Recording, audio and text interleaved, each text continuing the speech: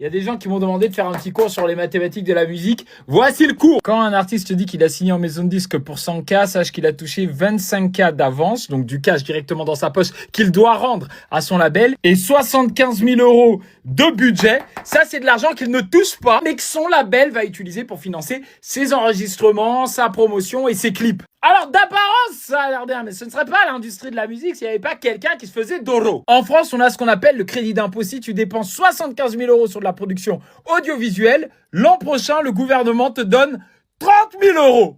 Donc juste le fait de dépenser 75 000 €, le label vient déjà de gagner 30 000 €. En vrai, c'est comme s'ils avaient dépensé 45 000 €. Mais ça s'arrête pas là, parce que ces 45 000 €, ils ne les sortent pas de leur poche. Pas chercher ce qu'on appelle les subventions, et qui est les subs, ils vont au CNM et ils demandent 10 000 € pour l'aide à la production. Ils leur demandent aussi 10 000 € pour l'aide à la musique en images, soi-disant, des clips. Ils vont à l'ADAMI. Là-bas, ils demandent 5 000 € pour l'aide à la production de projets musicaux. Et ensuite, ils vont à la SCPP. Et c'est bien là le pire, hein.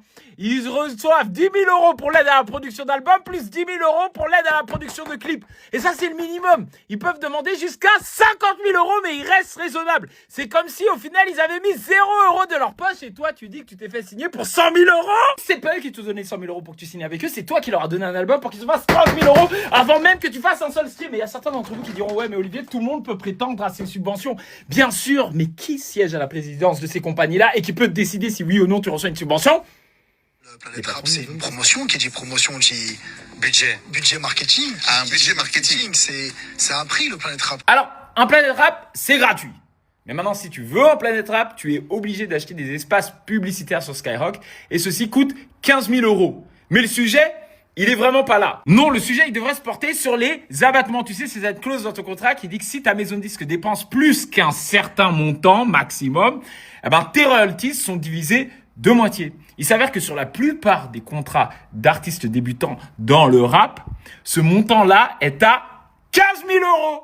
Comme par hasard. Ça veut dire il t'achète un Planète Rap et tu reçois 2 fois moins d'argent. C'est de les mathématiques de la musique, partez d'eux. Quand il en vient au contrat, les artistes ont tendance à parler des chiffres, mais ils parlent pas assez des lettres. Et pourtant, le plus important se trouve là. Quand un artiste se vante d'avoir signé un gros contrat, 75% du temps, il parle de l'avance, de l'argent que la maison de disques lui a prêté, qu'il doit rendre. Et pourtant, lui, il va l'utiliser pour aller en club, pour s'acheter des voitures. D'ailleurs, dans le monde entrepreneurial, un gars qui va à la banque, qui prend 250 000 € et qui utilise cet argent pour faire ce genre de lifestyle, on appelle ça un escroc. On appelle ça un escroc. Il est censé placer cet argent, jouir des rentes et rembourser la banque. Dans 20% des cas, l'artiste, il te parle de ses pourcentages. Ça témoigne de quelqu'un qui a compris un peu le nerf de la guerre. Mais il y a quelque chose que 100% des artistes passent à côté, surtout ceux qui ne prennent pas un avocat, c'est l'assiette.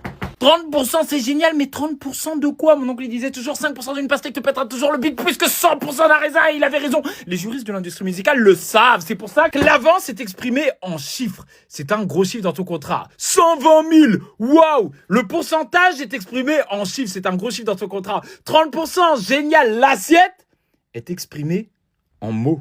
On va te parler de PGHT, prix de gros hors taxe sur tes CD et tes vinyles. On va te parler de recettes nettes perçues après abattement. Si jamais il y a ces mots sur ton contrat, sache que la taille de ton gâteau est 30 à 40% inférieure à ce que tu crois qu'elle va être, même si tu pètes le million de ventes. Toi, tu viens et tu dis, je veux pas 30%, je veux 35%. Au début, ils te disent, waouh, t'es dur en affaires. Après, ils te disent OK. Et quand ils te disent OK, ils changent aussi un mot sur ton contrat qui fait en sorte que ton assiette est 10% plus petite. Parce qu'ils savent très bien que tu vas lire les chiffres, mais que tu vas pas lire les lettres. Maison de disques. D'abord, c'est évident, il te faut un artiste star. Genre un mec ou une meuf que tu repères sur les réseaux sociaux qui a déjà un public sur qui tu vas mettre 100 000 € pour financer les enregistrements et les clips vidéo. Bien sûr, ces 100 000 €, tu les sors pas de ta poche, hein. Non, tu pars chercher les subventions, les aides, les prêts bancaires, etc. L'an d'après, cet artiste cartonne et te rapporte 1 million d'euros de chiffre d'affaires sur lequel tu vas devoir payer des impôts. Mais toi, puisque tu ne veux pas payer des impôts, tu signes le pacte et la même année où tu signes ce gars, tu signes aussi de la chair à canon. 10 artistes sur qui tu vas à chaque fois venir dépenser 100 000 € pour un total d'1 million d'euros. Mais encore une fois, ils sortent pas de ta poche, ils viennent des subventions, des aides, des prêts bancaires, etc. Ces artistes-là, tu t'en fous s'ils fonctionnent ou s'ils fonctionnent pas, parce que grâce au CIPP, et qui est le crédit d'impôt sur la production phonographique, chaque euro que tu dépenses pour financer l'audiovisuel français te permet de réduire tes impôts l'an d'après de 40 centimes. Ça veut dire les 1 100 000 euros que tu as dépensés là t'apportent une réduction d'impôts de 440 000 euros l'an d'après. Voilà comment tu fais un label comme les maisons de disques. Mais pour éviter l'abus des grands groupes, le CIPP est plafonné à 1,5 million d'euros par an et par entreprise. Alors comment elles font les grandes maisons de disques qui ne veulent pas arrêter d'en bénéficier?